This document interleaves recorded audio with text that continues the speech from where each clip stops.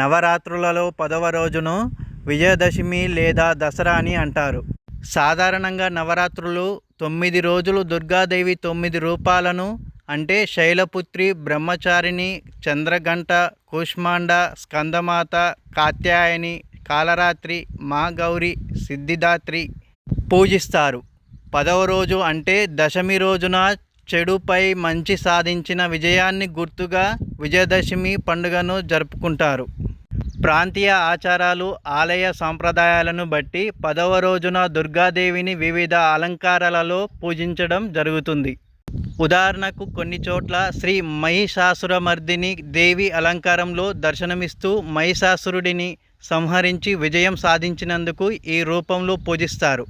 శ్రీ రాజరాజేశ్వరి దేవి అలంకారంలో పూజిస్తారు. ఈ రూపం సార్వభౌమత్వానికి, విజయానికి ప్రతీక. 10వ రోజున భక్తులు అమ్మవారి అనుగ్రహం కోసం ప్రత్యేక ప్రార్థనలు చేసి తమ జీవితంలో మంచి విజయాలు, శుభాలు కలగాలని కోరుకుంటారు.